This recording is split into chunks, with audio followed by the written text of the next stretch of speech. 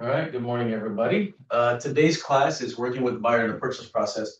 So the last couple of classes we had was the first class in the series we had was marketing. So you're going to market to your farm area or sphere of influence to get potential clients.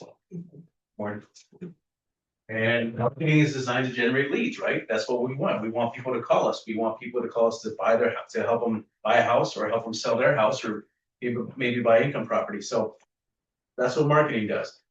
And then the next class was on navigating the MLS. How do you do searches? Well, hopefully you had somebody call you, you had a lead call you from your marketing efforts, and now you know how to search for properties. Now that you search for properties, they're ready to write up an offer. So we're going to go over working with the buyer in the purchase process. What do you do, right? And we're going to summarize a little bit of the previous things, but let's get into it. What are we going to cover? We're going to cover the intel. What information do you need to get started from the buyer? What information from the buyer do you need? We're gonna talk about your value. Let them know what you're gonna do for them. Good morning. We're gonna talk about the search. So using the intel gathered to do your property search. We're gonna talk about the offer. So what documents are you gonna need to submit the offer? And then we're gonna talk about the acceptance. What happens after they accept the offer? You go to Disneyland. Yes, we Yeah. celebrate. Chuck E. Cheese. All right, let's get into so gathering intel. Gathering intel is what you want to do after you talk to a client or meet a buyer is you want to send an email with a questionnaire asking them a few questions that you need to know about them before you meet them in person, right? Before you set up the consultation. And the following questions can be included. So name and complete contact information, including phone number, email address, mailing address, things like that. Do you have a property to sell? You want to know, are you just going to buy or are you going to sell and buy? Or do you have to sell to buy? Or do you not have to sell to buy? Or are you going to rent your old property? What are you going to do with it, right? So this is all information, good information to know.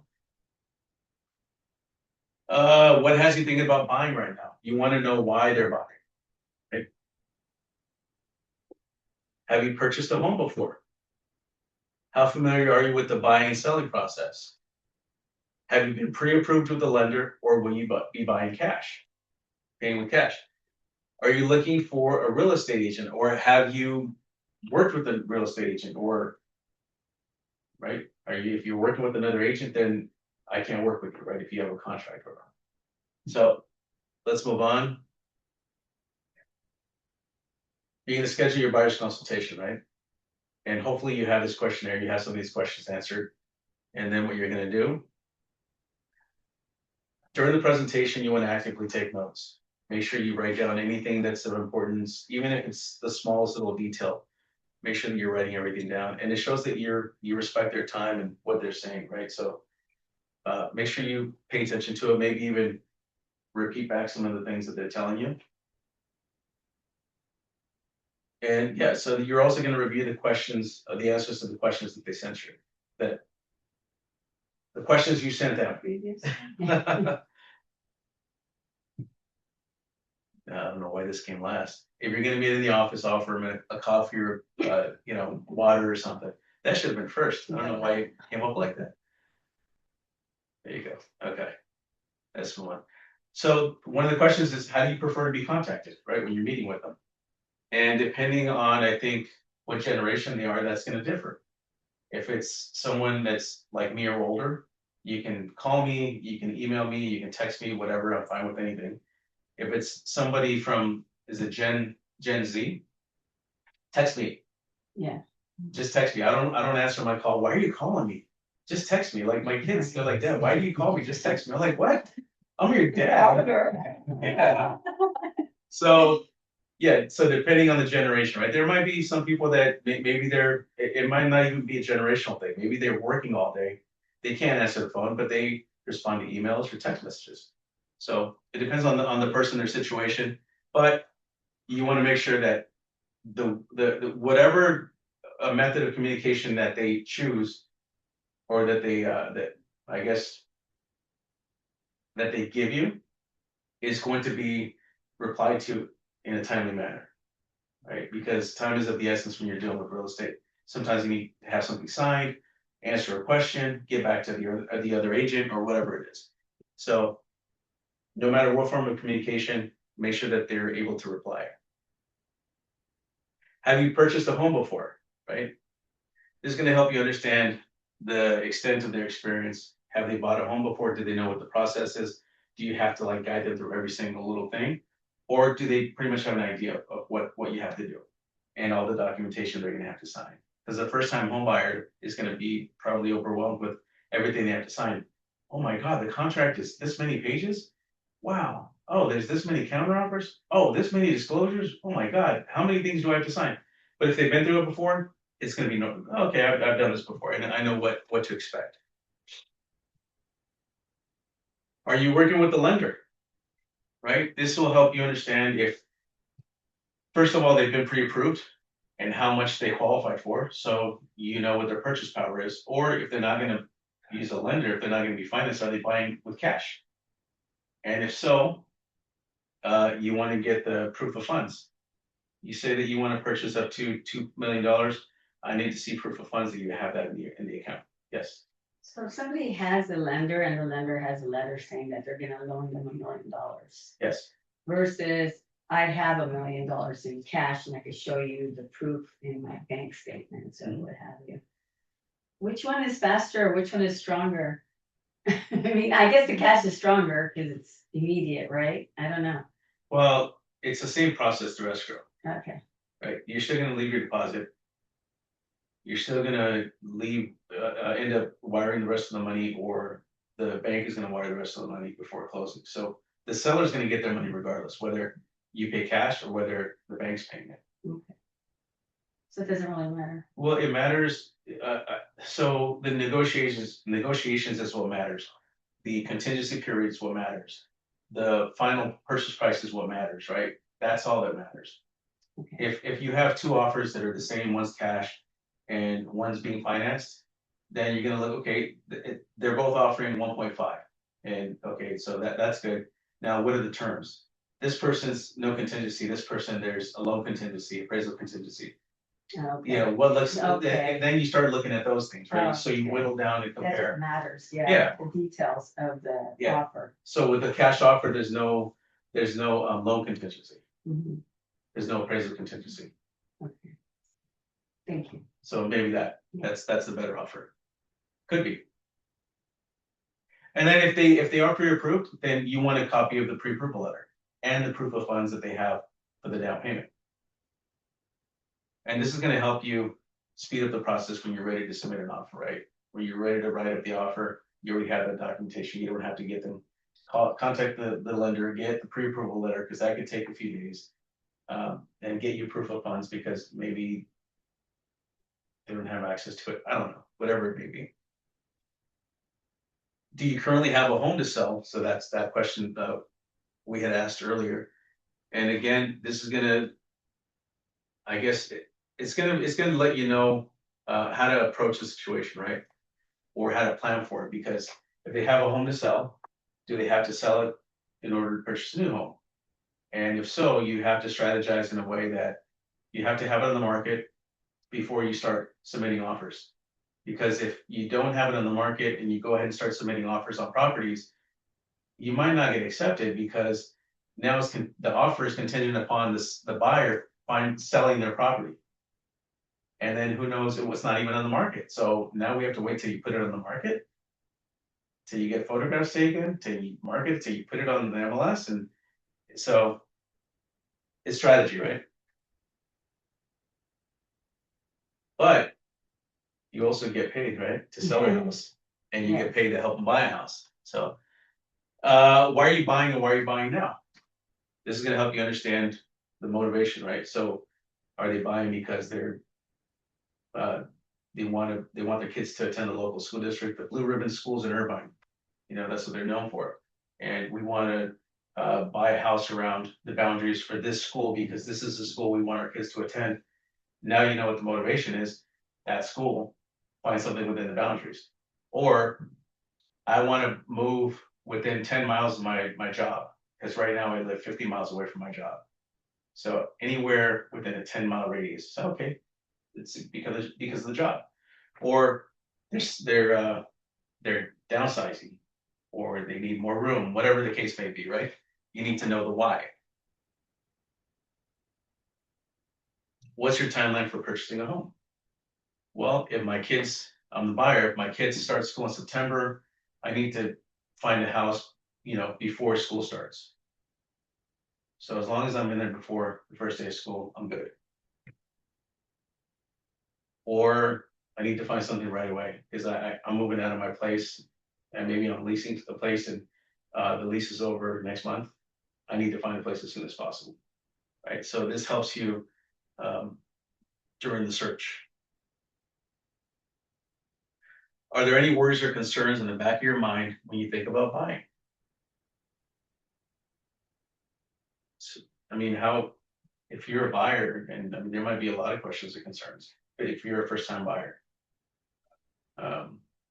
some people wonder if I get a pre-approval, how bad is it going to ding my credit, or what are my closing costs going to be? That's concerning to me because that I only have so much money to put towards the down payment. Is that going to eat away at my down payment? There's like there could be a lot of different things, right? A lot of questions. So you want to put them at ease. I have a quick question. Yes. So when someone gets approved for a house, say they get approved for $1 million. And the house is $1 million, they're gonna pay fees. Yes. So they need to find something less than $1 million because Or unless they have it. Or have the money, yeah. Yeah, because if that's all they have in the 3%, there's escrow and closing, all that. Yeah, but most likely the lender is already like pre-approved based on the money that they have available. And that covers closing costs. That should cover closing costs. You mean what cash they have in the bank? Yeah. Oh, yeah. So they're 3% and closing. Yeah. And so now, how familiar are you with the purchase process? Buying and selling. So if they're going to buy and sell, have they bought and sold before? Again, like we talked earlier,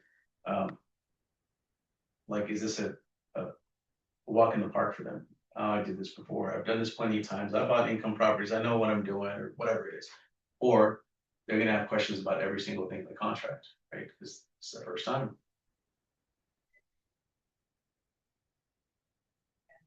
How's your search been going so far? They've been thinking about buying. They're probably looking on Zillow. They're probably looking on Realtor.com, and they've narrowed down, their search to, this is what kind of house I'm looking for. I'm looking for a 3-bedroom. I'm looking for a single-family detached. I'm looking for a condo, whatever it is. They have an idea of what they're looking for.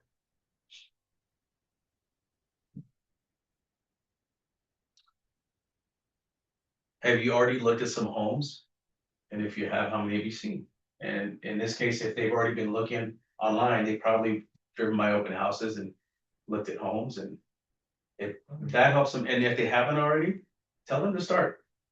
Don't just wait for me to send you properties. If you're driving around on the weekend, if you see open houses, just stop by, take a look. It gives you an idea of what other homes look like inside, maybe the decor, maybe the layouts, things like that. It might change your mind on what you're looking for.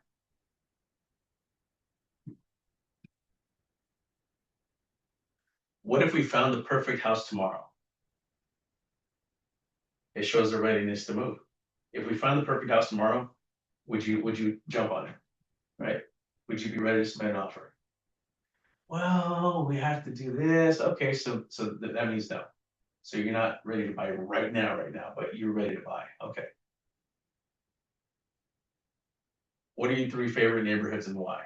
If they don't already know where they want to live or purchase, maybe you narrow it down to 3 neighborhoods. At some point, you're going to come across a buyer that's going to tell you, yeah, I'm looking to buy either in Irvine or in Huntington Beach or in Mission Viejo. You're like, that's like way different areas and the locations. And so what, then you ask them, well, why do you want to buy? Why are you looking at Huntington Beach? Why are you looking at Irvine? Why are you looking at Mission Viejo? Like, what's the appeal in those cities? That buyer isn't sure what they want yet. usually they'll say, I'm looking at Irvine, or let's say I'm looking at Huntington Beach, and I want to live by the beach, and I want to get a condo, whatever it is. So you narrow it down that way.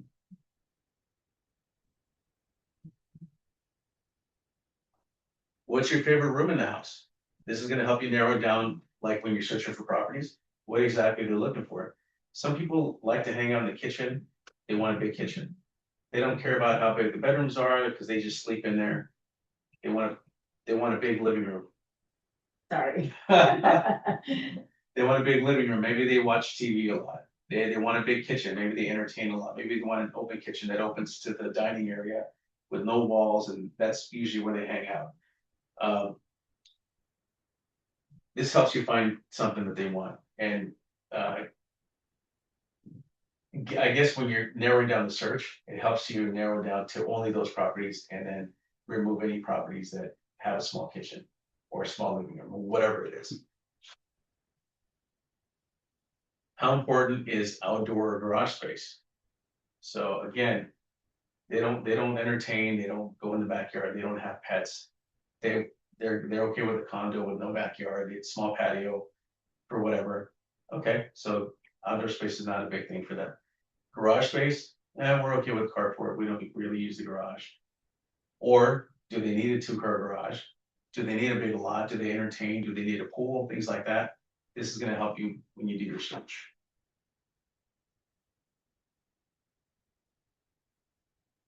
And then you asked about a number of bedrooms, bathrooms, square footage, 1 level, 2 levels. Ask about what they like, what they want in the neighborhood. Do you want to live close to the freeway and not close to the freeway? Do you want an interior location in the neighborhood, or does it matter if you live closer to a major street? Then you go off into these questions, right? You'll find out that when you ask these questions, let's say they're looking for a 2-level home with 4 bedrooms, but they need a bedroom downstairs because sometimes the mother-in-law's going to visit, or the daughter's going to visit from college, and they need that bedroom downstairs for guests or for whatever it is. So that's going to help you when you do your search to only find properties that are 2 levels, 4 bedrooms, have a downstairs bedroom, and not send them stuff that they don't even want to look at. So these are critical. Any questions on any of this? I noticed that families want like a big yard for their kids. And the living room counts too, like how big the living room is for the kids and the backyard. Or if they don't have a big backyard, they want to live in an HOA that has a big park nearby. Mhm. You know? Yeah. Because a lot of these communities or homes in these communities, they don't have big yards in Irvine, but they have big parks everywhere. Yeah, they do. They have association pools, association parks.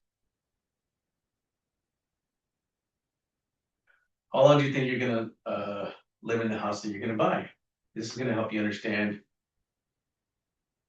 You're gonna have buyers that they're gonna say, I want to live in this house forever. This is my last house, and this is where I'm gonna die, right? Or this is a step-up home. I just want to get a 1-bedroom condo for now.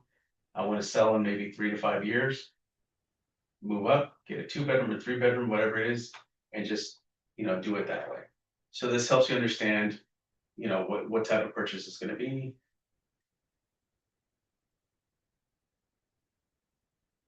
What are 3 property characteristics that you must have and 3 that are deal breakers? This goes back to what your favorite room in the house is. The 3 top characteristics I want is I want a big kitchen, I want a big yard, I want a 2-car garage. That I must have those things. I don't care about anything else, but those are the 3 things I must have. And what are deal breakers? Deal breakers are, I don't want to live close to a freeway. I don't want to live close to a major street because I don't want to hear the cars pass by. And the other deal breaker is, if I'm going to get a condo, I only want to be attached by one wall. I don't want someone on each side of me. I want to be an end unit. Okay. Just some examples, right? Here's one. I don't want to live in a neighborhood that has an apartment complex next door. That's a big one, right? Let's see. And then what are you looking for in a real estate agent? Have you worked with an agent before? What was your experience? What did you like about them? What did you not like about them? Right? Let the client know that the criteria is not set in stone. It's going to change, right? It's going to evolve. And there's that word fluid. It's going to be fluid. It's going to change along the way, and you might be thinking that this is what you want, but after you see different homes, you might change your mind. You mean their criteria might change? Yeah. Oh, okay. Once they start seeing places, they might say, oh, okay, well, maybe. Yeah, and then if so, when you're talking to them, you also want to ask them because you're going to email the properties, right? We're going to go into the search a little bit later, but you want to email the properties they're going to look at because there's times where you have buyers that say, my agent doesn't listen to me. I don't want to work with this agent anymore. They just keep sending me homes that I don't want. I don't want to look at those homes. It's like the agent didn't listen to what I told them I wanted. Right. So, and again, we'll talk about this a little bit later, but you want to make sure that when you're talking to your client, you say, would you like me to send you everything that's within this price range? There's 3 bedrooms in that area. Just so you can get an idea of what's out there, because there might be something you didn't think that you'd like, but then you look at it, you're like, wow, that's nice. Or what I can do is I can search every single morning, filter out the properties that I'm not even gonna send you and only send you what I think you're gonna like. Some are gonna say that, only send you the things that you think I'm gonna like. Very few are gonna say that. You wanna show your value. Let them know what you're gonna do for them. What sets you apart from the other realtors? My personality. I have a great personality. So what are you gonna do? I'm gonna search for the right home for you. I'm not just gonna send you a bunch of properties. I'm gonna send you exactly what you're looking for. I'm gonna schedule the showings for those homes. We're gonna write up, submit, and negotiate offers. That's what I'm gonna do for you. I'm gonna help you save money and negotiate the best terms. And I'm gonna manage the transaction myself. I'm not gonna hire a transaction coordinator. I wanna be hands-on. I wanna know what's going on with the transaction. Other realtors hire a transaction coordinator because they don't either know how to do the contracts or they don't want to do it. But I'm going to be doing it. I'm going to be hands-on. So I think that's a plus. I'm going to order the inspections. I'm going to handle the disclosures. I'm going to communicate between the other agent and myself. And you can also review the purchase agreement with the client when you're sitting down with them. Show them your knowledge, right? Say, look, I know the contract. I can explain it to you. This is what you're going to be signing. Give them like a sneak peek at the purchase contract. Say, look, it's not that scary. It looks scary, but it's not. I'll explain to you what you're going to be doing, just so you're ready when we actually we're ready to sign. Discuss how you're going to present the offer. Let's see. Describe your method of negotiation, modifying contingency periods that could affect whether you're going to get accepted or not, or countered. Let's see. We'll talk about section 3. Section 3 talks about what the price is going to be, down payment, number days of escrow, things like that. I think I have it on the next slide here. Yep, there it is. Yeah, explain to them, hey, this is kind of like the main portion of the contract where it talks about what the purchase price is. Again, close of escrow, how long is it going to be? 30 days is standard. What your deposit is going to be, what the loan amount is going to be, and that's pretty much it. It looks scary, but once you narrow it down, explain to them what it is, it's simplified, right? Mhm. And then tell them that even though there's a bunch of pages on the contract, they're just explanations to each one of these sections, right? So if you want an explanation of what this is, you have to go to section 5C of the contract. So all the rest of it is explanations of what this is. That's why it's such a long contract. Let's see, what's next here? Oh, you want to present and explain the buyer representation and broker compensation agreement, the BRBC. And make sure you let them know that I cannot take you to show you any properties without having it signed first. No agent can take you out to look at the property without having it signed first. Explain your fees. Explain to them, oh, you don't want to pay me? You're going to have to pay somebody. No one's going to do it for free. Well, guess what? You don't pay me upfront. You pay me when it closes. But also, guess what? We can ask that the seller pay for my commission on your behalf. And we can negotiate that into the offer. And guess what, Mr. and Mrs. Buyer? Right now, a lot of the sellers are paying commission. And explain to them that this is a 3-month contract, cannot exceed 3 months. We can extend it at the end of 3 months. So that you're not locked in for a whole year, 2 years, whatever it is, right? And make sure that you check the box that says exclusive. That means they're only working with you.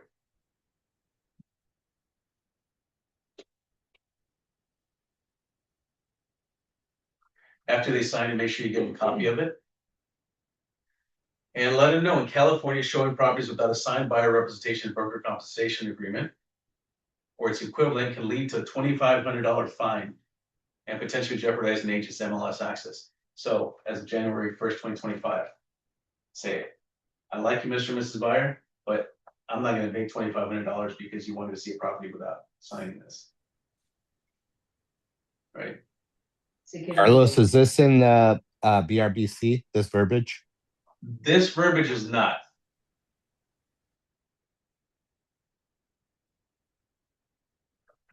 But I'm sure it's a California law, so you can find it if you just type in California law about showing properties without a broker compensation agreement.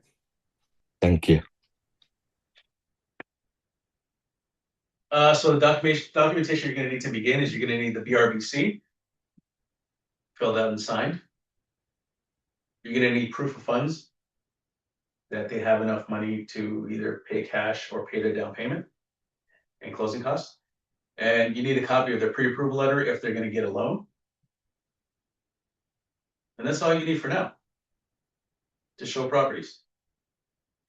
And I would not show properties without the above documentation. Because if you have a BRBC, yeah, they agree to pay you, but if they're not pre-approved and will never get pre-approved, then that doesn't count for anything. You just wasted a bunch of time for nothing, right? So make sure you have the BRBC, you have the pre-approval, you have the proof of funds. Hey, Carlos. Yes. Anthony here. Just quickly, where can we get a copy of the BRBC if we need that right away to sign with the client? Zip forms. Okay. Second question. If the client is doing a cash transaction, do we still need a proof of funds? Is that a document or is that just something that Proof of funds is like a bank statement or their whatever financial institution statement that shows that they have that money. I see. Okay, so it does need to be like an official document that we have in hand before. No, it's just proof that they have the money.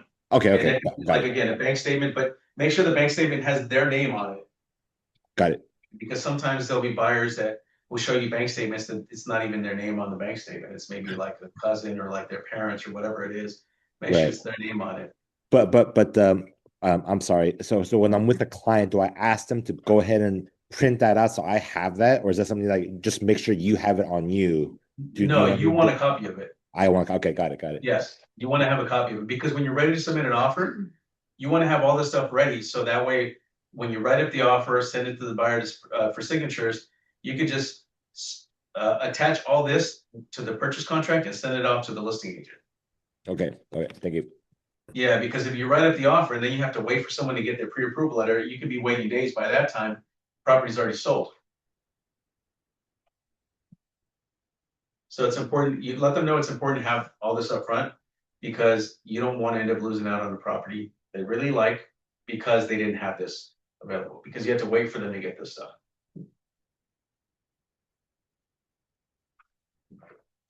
So next, after you have all this documentation, you're going to do the search.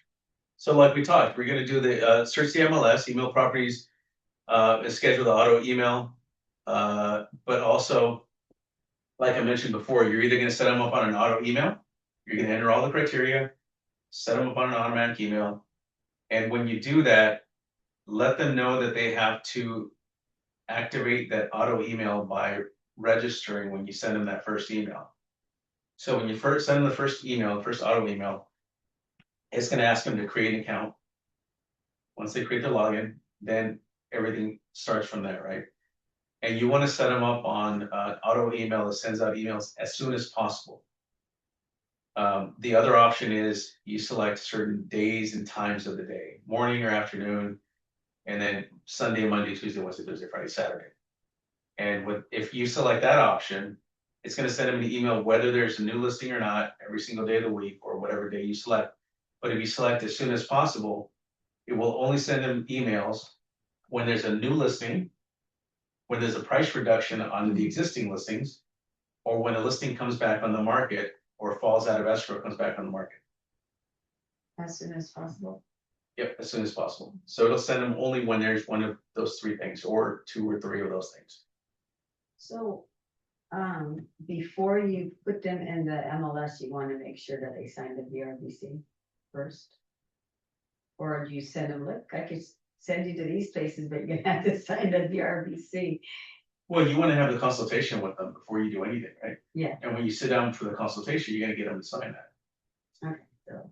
Yeah. Have that signed and then send it. Yeah.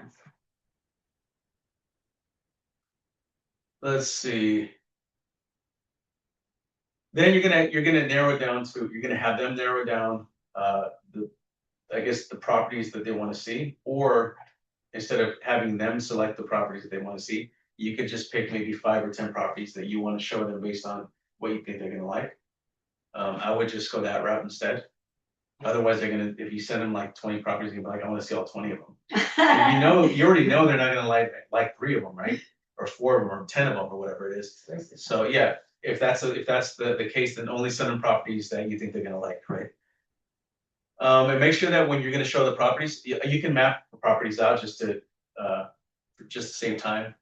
And then space it out between 30 to 45 minutes per listing if they're within the same vicinity. If they're in different cities, then give yourself longer time, right? Or different areas.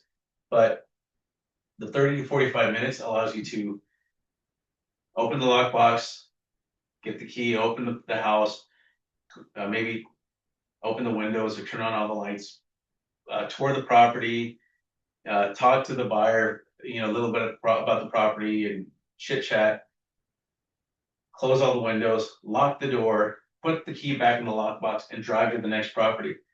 It might not seem like it takes a long time to do that, but it does. So give yourself some time between showings, and about 30 to 45 minutes when it's around the same area should suffice.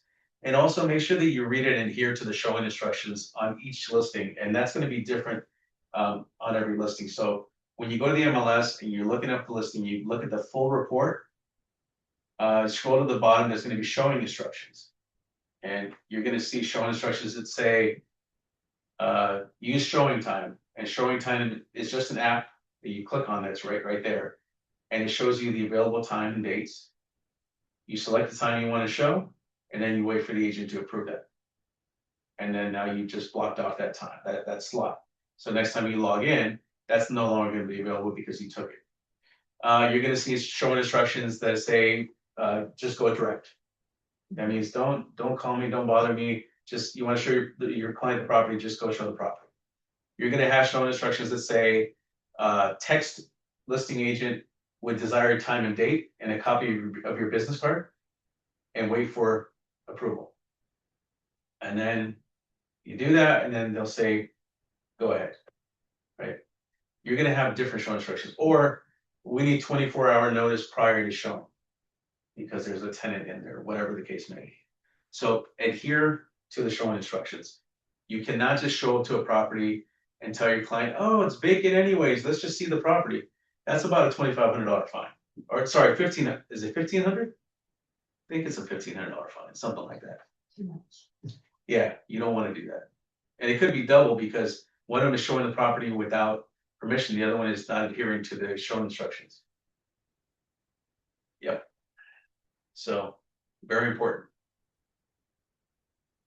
Make sure that you have installed and subscribed to the Super eKey app on your phone, because that's what you're going to need to open the lockbox and obtain the key to open the front door. And make sure that you practice. I like to emphasize this. Practice opening lockboxes before a meeting with your client.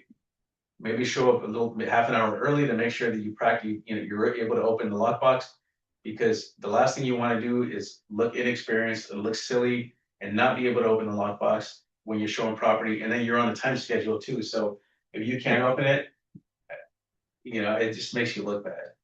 If you guys want to practice, I have a lockbox that you can practice opening on.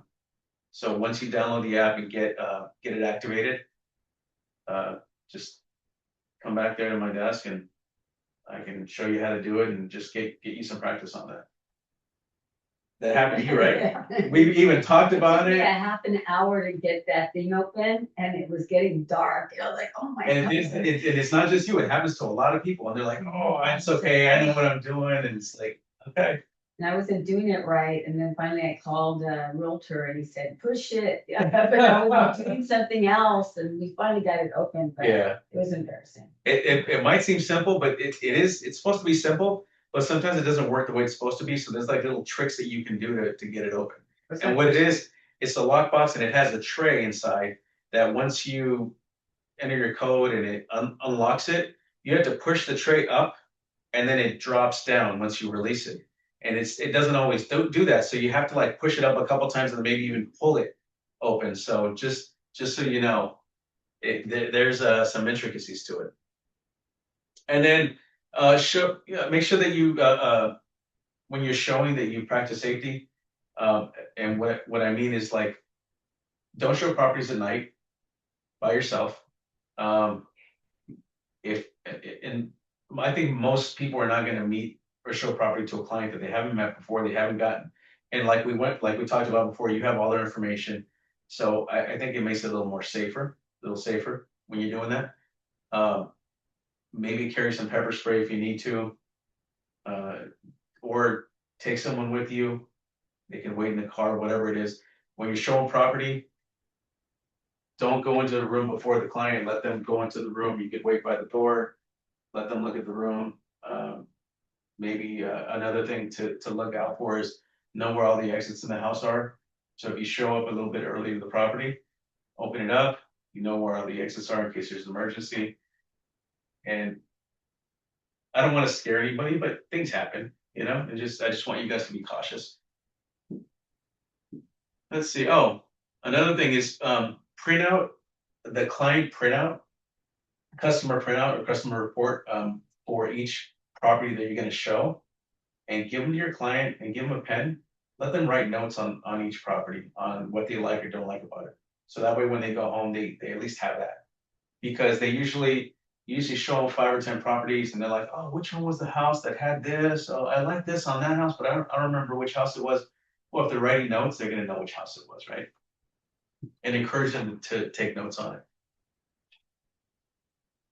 Now, what comes next is the offer, right? You showed a bunch of properties and they liked one of the properties. Now you're going to submit an offer. So what you want to do is you want to tell the clients that prior to making an offer, you're going to look up the comps in the neighborhood to make sure that you give them an informed recommendation, because they're going to ask you, how much do you think I should offer? And it never fails. I mean, they think you're the expert, but it's not always about knowing. It's about, you might have to offer way more money than, depending on how the market is. And you just never know, because you're going to get counters. And that's going to tell you. Then you're going to know it wasn't enough.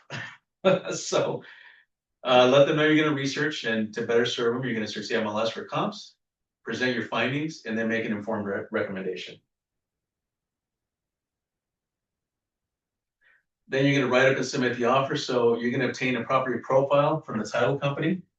You can contact Mary and ask her for the property profile. You can also look at the tax records on real estate tax, and it shows you what the owner's names are. Because when you're writing up the offer, you want to make sure you enter the owner's names. It's between this buyer and that seller.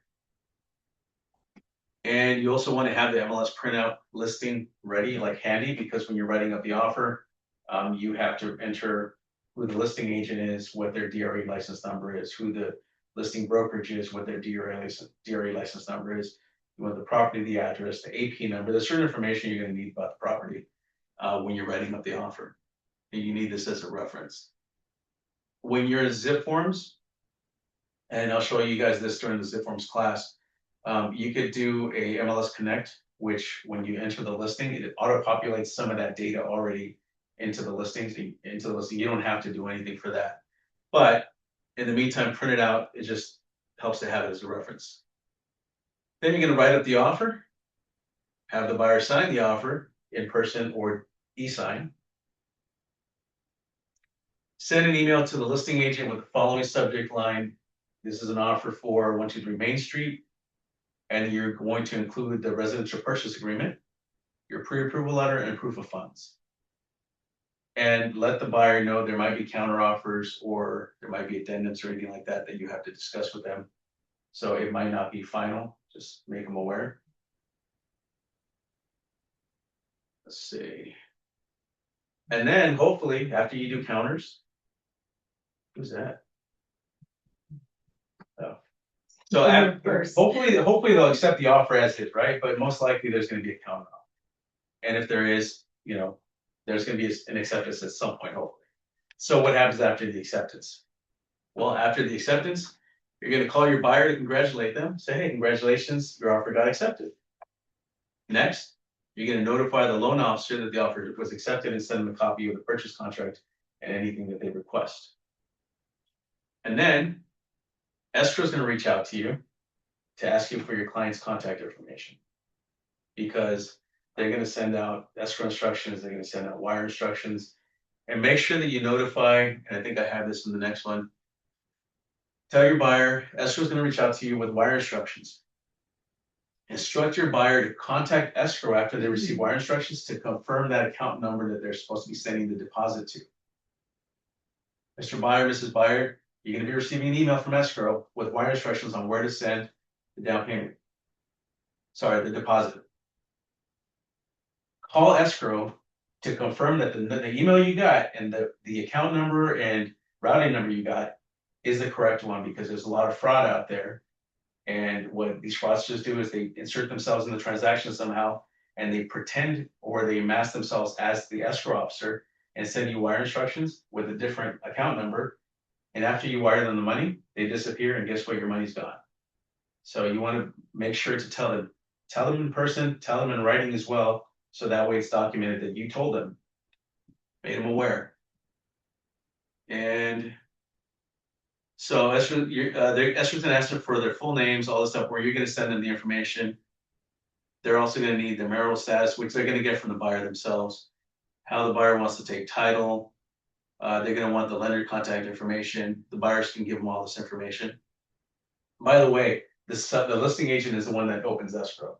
They're the ones that reach out to escrow, say, hey, I need you to open escrow. Here's a copy of the purchase contract and addendums or counter offers or whatever it is.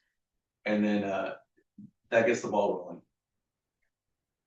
Escrow continued. So just a few things about escrow is escrow serves as a neutral stakeholder and the communications link to all the parties' transactions. I'm not going to go through all this, but just so you know, tell your client if they want to communicate something to the seller or to the listing agent, go through you. Don't ask escrow to ask the seller to change this, or if they can ask the seller to do that. No, it doesn't work that way. Escrow can't do that. Or ask escrow, hey, can you ask the seller if they can waive these fees or pay for this or whatever it is? Like, no, it has to go through you. There has to be addendums made and signed by all parties and then given to escrow. So I'll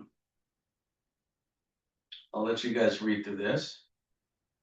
Let's look at the last of it. So escrow holder does not offer legal advice. So make sure your buyer doesn't ask them for any legal advice. And sometimes there's agents that ask escrow, what do you think I should do? It's like, don't ask escrow. They're a neutral third party. And escrow does not negotiate the transaction, like I mentioned. Escrow does not offer investment advice. And escrow does not notify the loan officer that the buyer's in escrow. That's our job, right? We notify the loan officer. But the loan officer, Yeah. they're first, right? I mean, Yeah. you're gonna go to the loan officer before you go into escrow.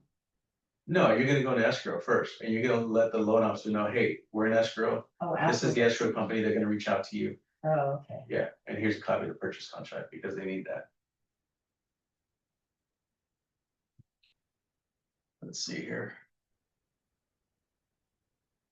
Not working.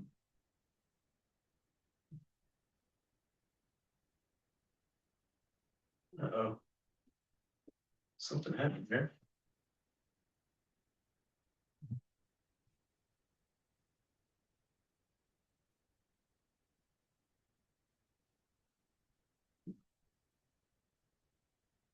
Excuse me, everybody. Let me start from where I ended.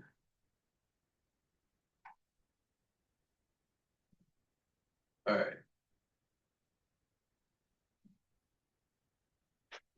Okay. It's not going. Start from that, see if that works. Okay. So during the contingency period, which is the 17 days or whatever you guys narrowed it down to, you're going to order and schedule the applicable inspections, if applicable, physical inspection and a termite inspection. Typically, traditionally, you ask that the seller pay for the termite inspection. So then the seller, the listing side, would order the termite inspection, but if they didn't, and the buyer wants one, then you'd have to schedule for them. And again, the physical inspection. You want to order the home warranty and order the NHD. And usually escrow orders the NHD. I know our escrow does. Some escrow companies don't do it, but make sure that that's ordered. And you want to, during the contingency period, you want to negotiate a repair for request or a credit towards any repairs. And confirm agreed upon repairs are complete prior to closing escrow. And I'm going to show you guys what that looks like. My favorite chart in the world here. You guys know how much I love this. Okay, so this is going to help explain everything. So day 0 is the acceptance. Remember, acceptance is day 0. The next day is counted as day 1. So I highlighted in red or circled in red what the buyer has to do within the 30-day escrow. So, question here. Let's see. You guys could just ask the question. Yeah, you can get a copy of this. If you guys have any questions, go ahead and just ask the questions. So within the first 3 days, this has to happen. The buyer has to show proof of the pre-approval letter, which we already have, right? They have to provide proof of the down payment, which we already have, the proof of funds. They have to, buyer has to deposit send the deposit to escrow or wire the deposit to escrow within 3 days. And so that's going to happen within 3 days after escrow sends out the wire instructions, right? And the buyer has called escrow to confirm the account number, correct? And then the buyer, if they're buying under an entity, they have to show their evidence of that they can act in the representative capacity. So the RCSD. So these are things that the buyer has to do within the first 3 days. Any questions on that? Okay.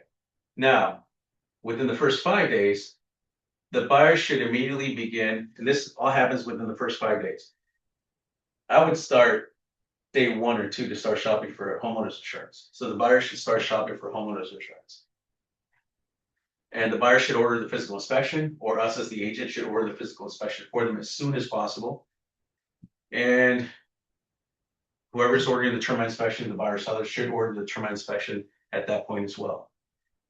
And within 5 days, the buyer has to sign and return the escrow instructions.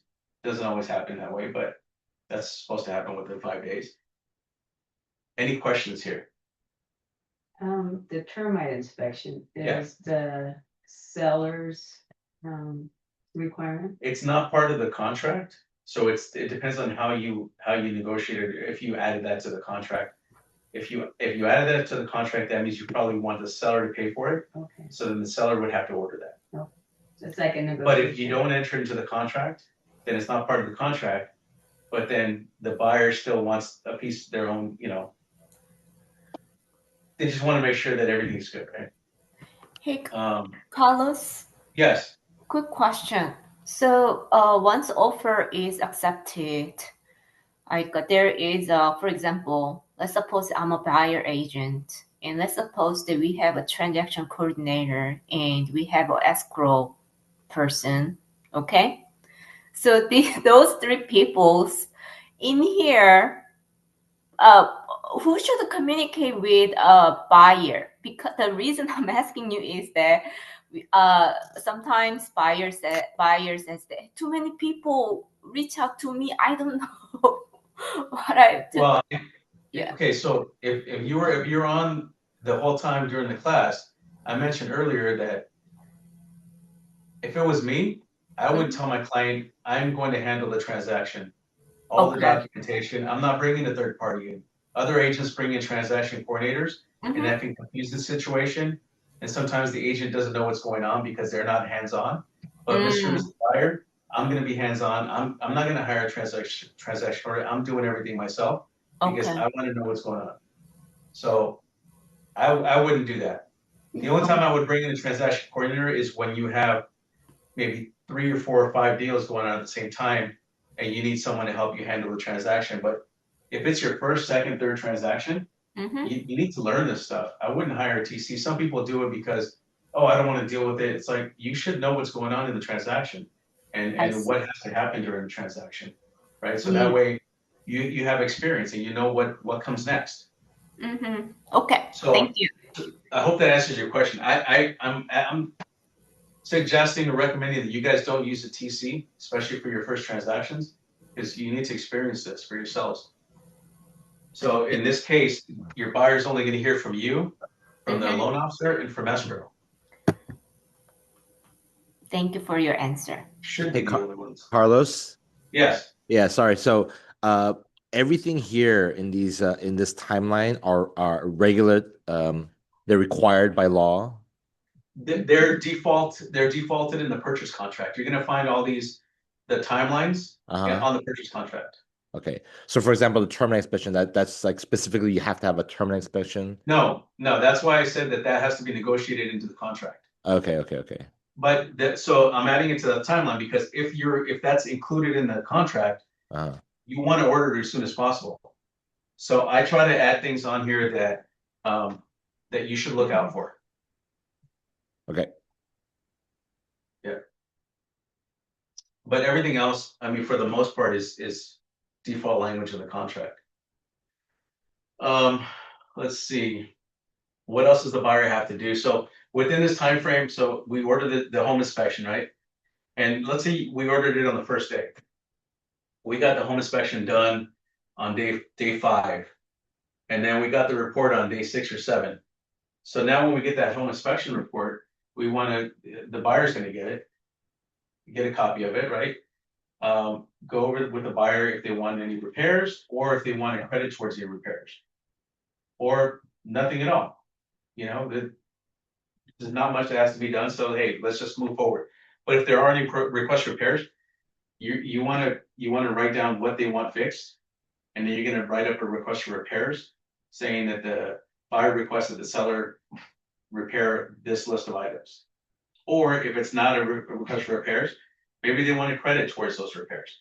So in lieu of any repairs, the buyer asked the seller to credit the buyer $800 at close of escrow towards repairs. You could do that. And does the buyer have to accept? You guys know? Does the buyer have to accept? I mean, sorry, the seller. Does the seller have to agree and accept the request? No. Nope. So the seller could say, sure, I'll credit you $800 at close of escrow towards repairs. Or the seller could say, I'm only going to give you $300 because you exaggerated on the numbers. So, and then it goes back to the buyer, and the buyer either accepts it or whatever, right? Then you go back and forth. Or the seller could just say, no, I'm not going to pay anything.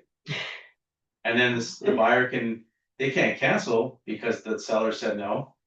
But they can cancel because they didn't like the condition of the property, right? Based on the inspection. So now the buyer can either move on or cancel because they don't like something about the condition of the property, right? And they can still cancel because if you leave the default language, the default contingencies on the contract, 17 days. And that includes the inspection, the appraisal, the loan contingency, and the seller's disclosures and all that good stuff, right? So buyer can cancel within 17 days pretty much for anything. But guess what? The seller can't cancel. Seller can't cancel for anything during this whole contract. Only if on the 17th day, the buyer has to remove contingencies. They have to perform. That's a performance, right? If the seller sends out a notice to buyer to perform to remove contingencies form 2 days prior to the 17th day, and the buyer does not remove their contingencies on the 17th day, then the seller can cancel on day 18 unilaterally. So that's the only way out for the seller. You guys understand what that is?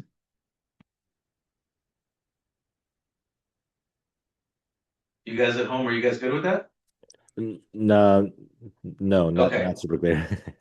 Is that through notice to perform, Carlos? Yeah, so notice to buyer to perform is a form in zip forms also that says that there's a different things that they can check mark, but one of them is to remove all contingencies.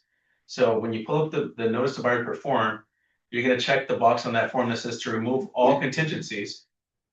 And the seller's gonna sign it and send it to the buyer's agent on day 15. That gives the buyer 2 days to remove their contingencies contractually, right? And if the buyer does not remove their contingencies on day 17 after receiving that notice to perform on day 15, that gives them a day to remove everything. So on day 18, they can actually that tells them they have until the 17th day to remove contingencies. And then if they don't on day 18, the seller can cancel. Let's say the seller does not send a notice to buyer to perform. Okay, seller doesn't send nothing, listing agent doesn't send anything, but day 17th arrives. Say what? Day 17 arrives. Oh. So we're at day 17, and today we're supposed to remove contingencies. What happens if we don't remove contingencies today? Anybody know? Keeps going. Yeah, the transaction lives on. And you're gonna get a call from the listing agent. Hey, I need you to remove contingencies. Okay, I'm working on it. And then day 19 comes, and the listing agent says, hey, you need to remove contingencies. We're gonna cancel. You can say, I'm working on it. Day 25, hey, we really need you to remove contingencies. We're working on it. The transaction lives on. It can still close without removing contingencies. But the seller can't do anything unless they give you the notice to buyer to perform to remove all contingencies. Then if they don't remove it 2 days later, I mean, no sooner than day 17, right? Then the seller can cancel. So I try to make it a habit when I have a listing to send out the notice to buyer to perform on day 15, because that protects my seller. That gives them a way out. But a lot of agents don't do that because they don't want to rock the boat. Usually when you get a notice to buyer to perform, the buyer's agent's like, what are you doing? Are you trying to cancel? Does the seller want to cancel? What's going on? Hey, you know what's, they freak out. So when I send it out, I'll say, hey, this is company policy.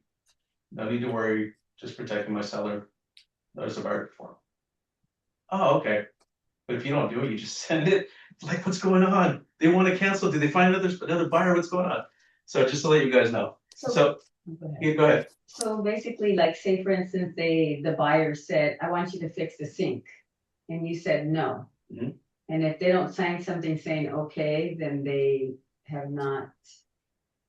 The seller doesn't have to respond to the request for repairs. The buyer doesn't? The seller doesn't have to respond. Oh, okay.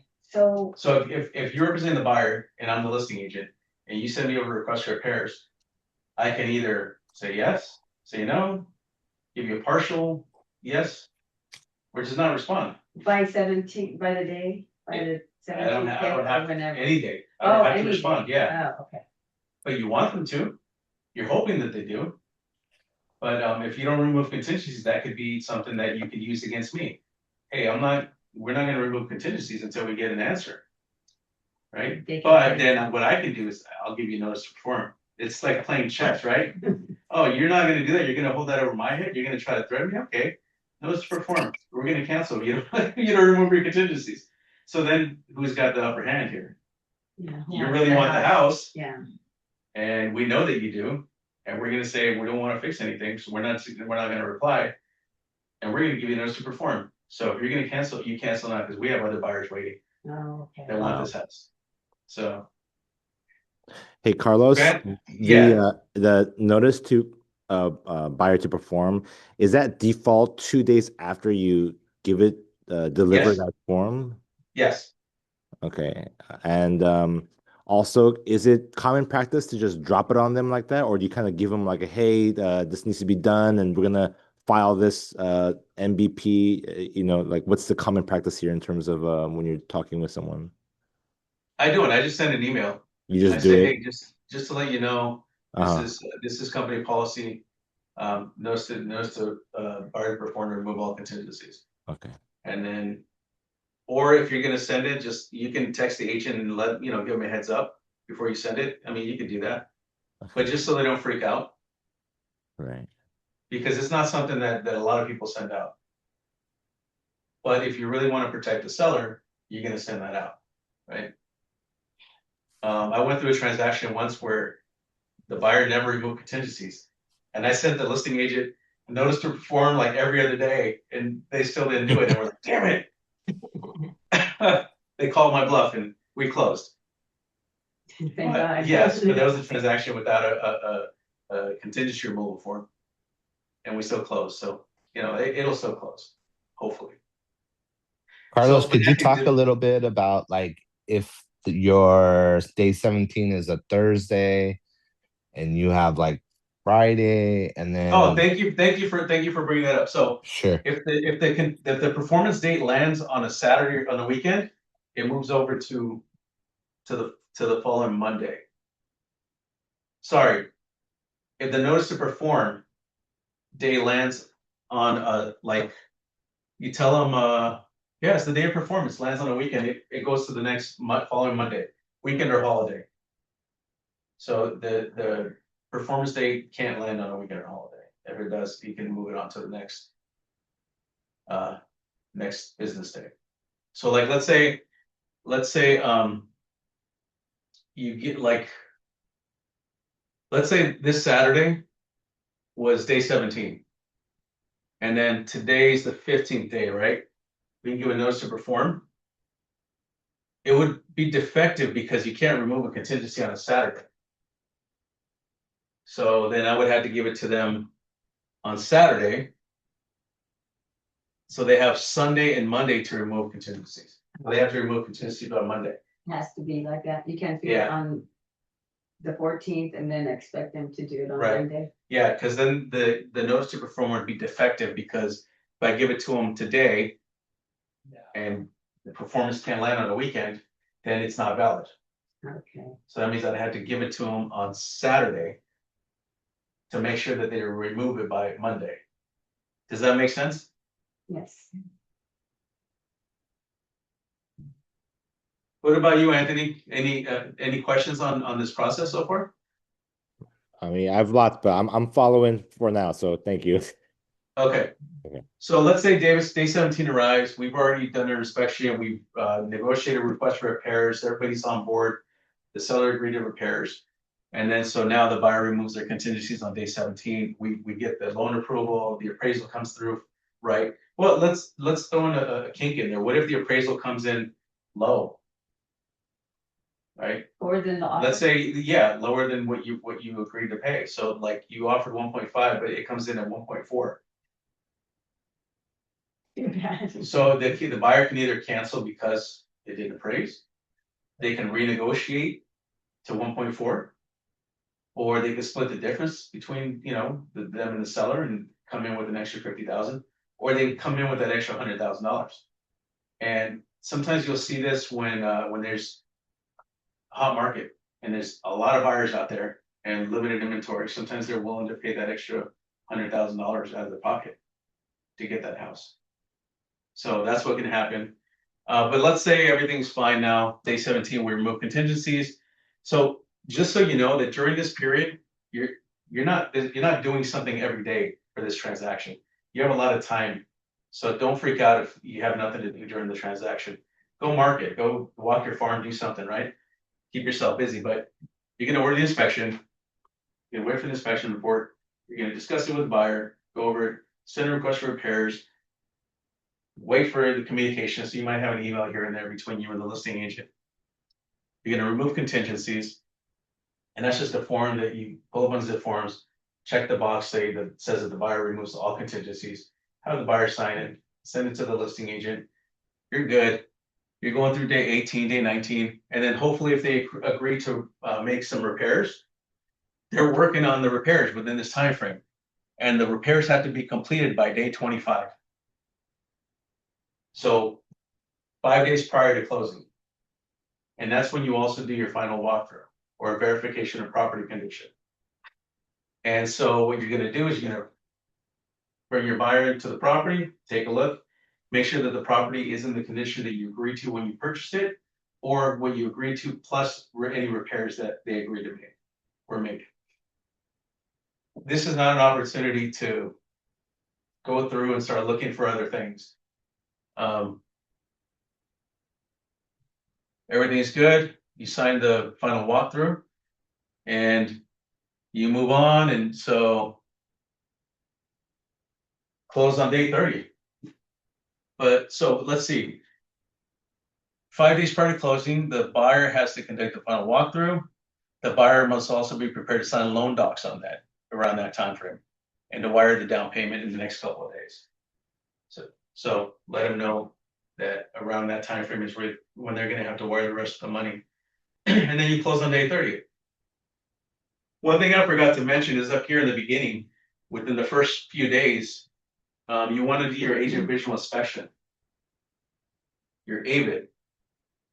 And what it is the listing agent has to provide one and the buyer's agent has to provide one.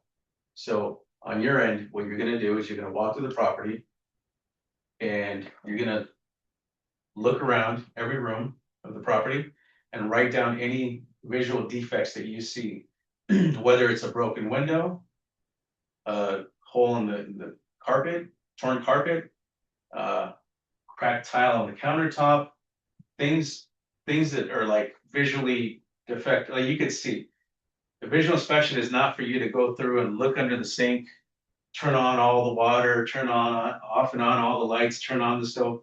That's not visual.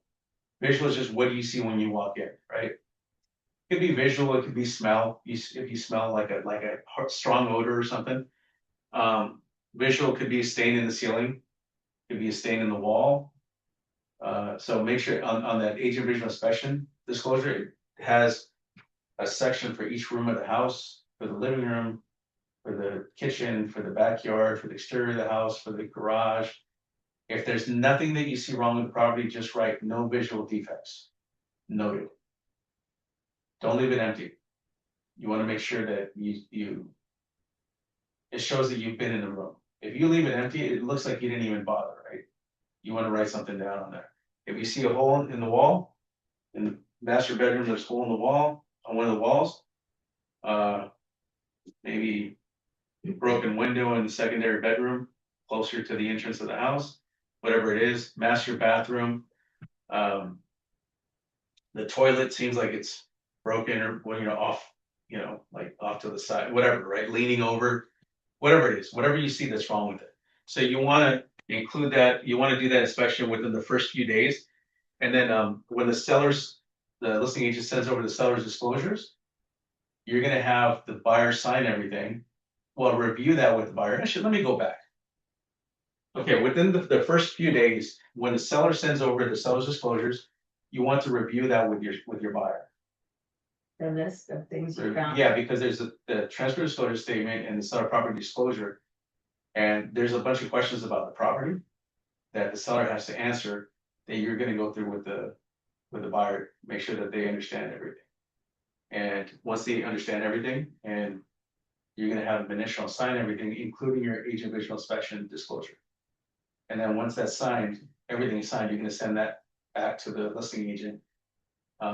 So everyone has a fully executed copy of everything. And I'm sorry, I should have talked about that at the beginning, but that's also something that the buyer can cancel over, because let's say there was a death on the property and that's one of the questions within the last couple of years, or maybe there was an insurance claim because there was a flood in the property and the buyer's like, I don't even want to mess with that.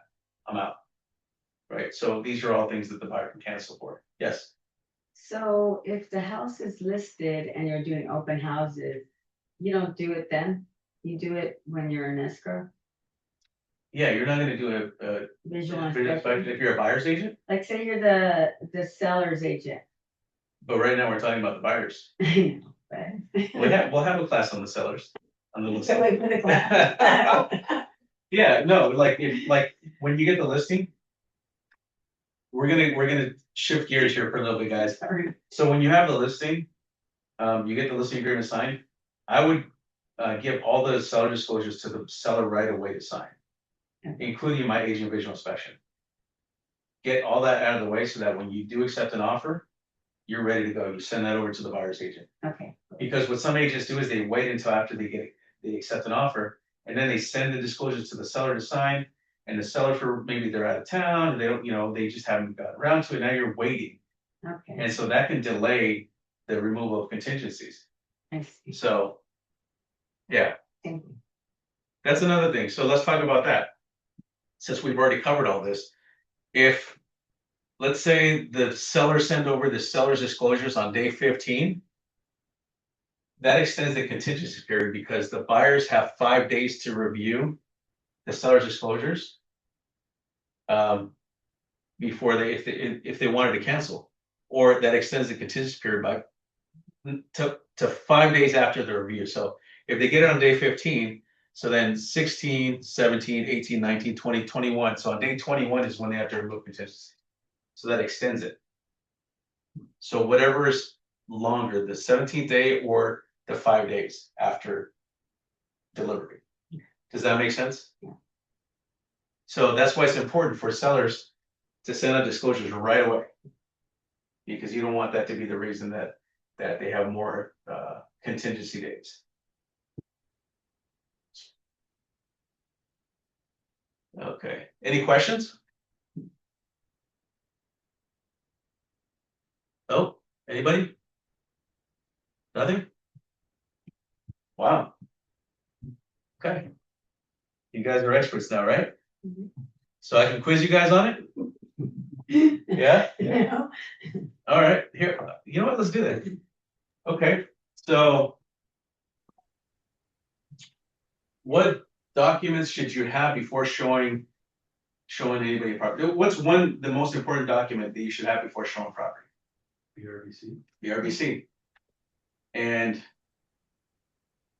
what else should you have? That's not as important, but it's pretty important. Before you show property, that I wouldn't show property without. Without the loan approval. Agreement. I know how much. Your approval, proof of funds, right? Funds. Okay. Let's see. How many days does the buyer have to wire in their deposit? 3 business, actually, that's 3 business days, so I wanted to make that clear. So if you open escrow on Friday, then you have 3 business, you have until the following Wednesday to wire in the deposit, because the weekend doesn't count. That's the only time that they count business days. So that's a good answer here. How many days contractually, for the default language in the contract, does the buyer have to remove all contingencies? 17, yeah. And what's the soonest that a seller can send over their notice to buyer perform to remove contingencies? What's the soonest date? Yeah. How many days after open escrow? 15. Yeah. Damn. All right, there we go. You're on a roll here. Let's see here. Who notifies the lender that you're in escrow? Who should notify the lender? Buyer's agent. Buyer's agent. Yep. Or the buyer, either one, but buyer's agent. I would do it, because by that time you should have their contact information. Who opens escrow? Yeah, listing agent. Yeah. Let's see. What should you do as soon as escrow opens? What should you let your buyer know? Very, very important thing to let them know. When you open escrow? Yeah. Oh, that don't wire any money until you confirm that they're the ones that are sending you the money. Yes, yes. Reach out to them, let them know escrow's gonna contact them and send them wire instructions for the deposit. But do not send any money until they confirm the account number with the escrow officer on the phone. Yes, So will it show an account number? yes, Oh, okay, so Yeah. confirm it's that account number. yes, Okay. yes. Okay, you guys at home, any questions? Nothing? Carlos, when do you suggest having them start your fire? Having them start I can't, you're chopping getting off.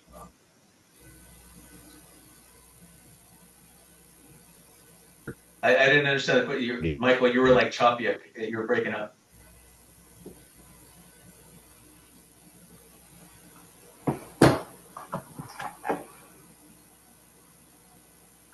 Shamir, what's up, man? Hey, how are you? Good, good. All right, well, we'll leave you guys with this. If you guys have any questions, you can reach out to me here at the office. And if you want to practice opening a lockbox, come by the office, let me know ahead of time so I can be expecting you. Will the office be open tomorrow? Tomorrow, we're open till 5. Okay, perfect.